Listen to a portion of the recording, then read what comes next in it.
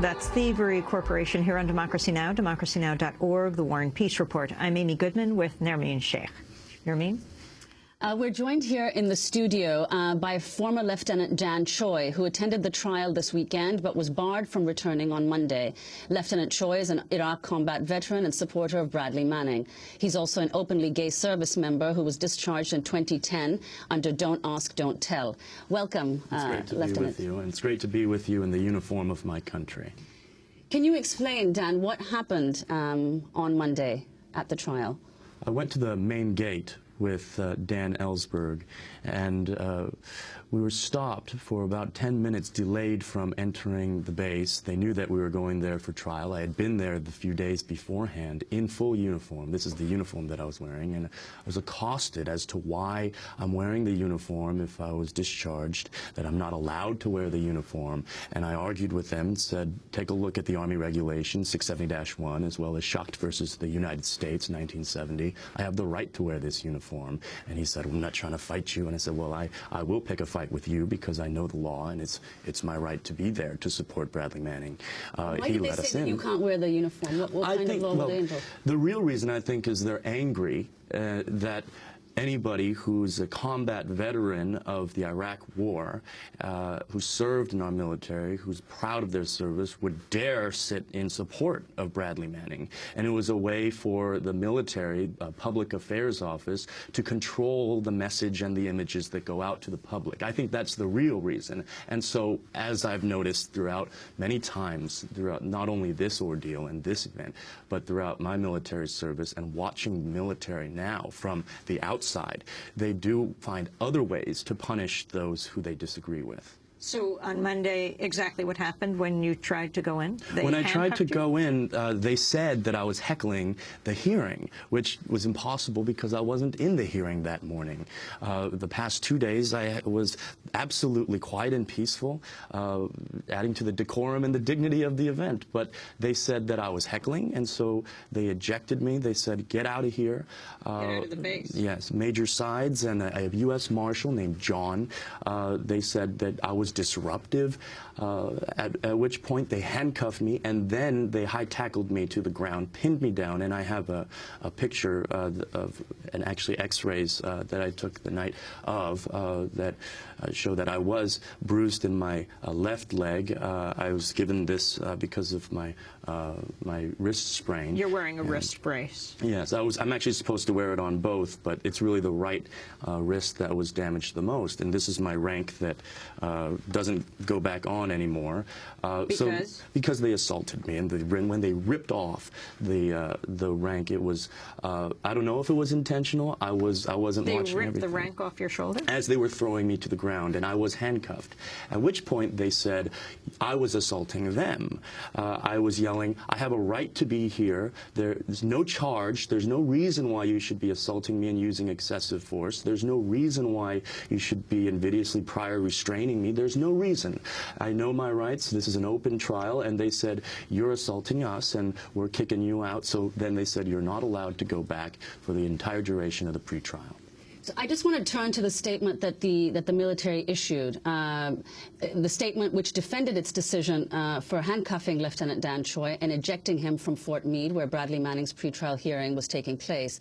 The statement said, quote, Mr. Choi violated the terms of the hearing by being disruptive and calling out ranks and names of individuals in uniform supporting the procedures.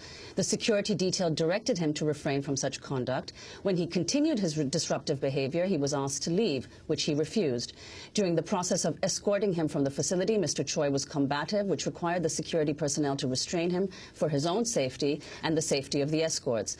Mr. Choi was escorted off the installation and advised he could not return to Fort Meade for the rest of the day. Dan, can you... We've heard some of that same language before used on Bradley Manning, that for his own safety we have to strip him naked for months and have him sleep in the cold without any covering while being watched and humiliated. We've heard the same arguments used and recycled again. And looking at the military now, the way that they treat me, I've been through a lot, the military being discharged under Don't Ask, Don't Tell, and the oppression of Don't Ask, Don't Tell. But I'll tell you, sitting in that trial over all this entire ordeal this weekend, America America has not seen a lower moment. And when you talk about the reason why there's a trial to begin with, whether the American people have a right to the truth, you see the public affairs state-run media organization telling the American people absolute misleading half-truths about what happened. I wasn't in the hearing. I wasn't heckling anybody. I've never heckled anybody. I'm a public speaker. I find it very difficult when people do heckle. But I have been adding to the decorum of the trial, and I don't see why they did that to me. So they're finding ways to spin, spin, spin, and that's exactly what this show trial is all about. Can you talk about why, Lieutenant Dan Choi, you've chosen to stand up for Bradley Manning? When did his case come to your attention? Well, Bradley Manning and I actually served in the same unit, the 10th Mountain Division. This is my combat patch, and we're not at the same time in the same unit, but I deployed with some of his same supervisors. So to sit there in trial and to see Master Sergeant Atkins essentially plead the fifth and see some of the other commanders worried more about their rank and status and privilege and what happens to their pension after they get discharged or demotion, you sit there in disgust because you realize that the oath that Bradley Manning, Master Sergeant Atkins, and everybody up and down the chain of command, including President Barack Obama, took, did not say that I promised to gain a certain rank or a certain stature. They said, I promise to defend the Constitution. And when you see our Constitution under attack, and to quote Barack Obama, the rule of law, a nation of laws under attack, habeas corpus and the right to a fair trial, whatever happened to innocent before proven guilty, just because you're in the military doesn't mean that you give up what it means to be American. And so when I stand for Bradley Manning, I don't stand for him because we share the identity as gay Americans, but I support him because he's a good soldier. We are trained in the Geneva and Hague Conventions, the rules of law, the law of land warfare, as well as the United States Code on war crimes. It is an ethical responsibility and therefore a dereliction of duty when you see a war crime to stay silent.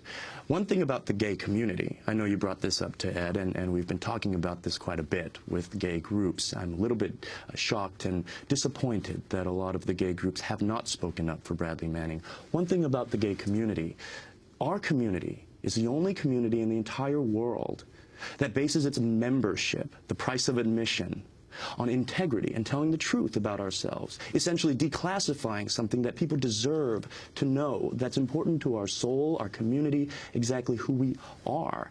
And when we hide that, that's what damages not only the safety, but the reputation and the security of our entire society. So when we think about that, the gay community, no race, no nationality, and no religion stipulates that you must have integrity for membership. What Bradley Manning did as a gay American, as a soldier, a good soldier, in fact the only soldier in his entire chain of command who did the right thing and suffers the consequences unjustly, there's no choice but for patriotic Americans to sit there and support Bradley Manning in the dignity and full honor of the uniform of service.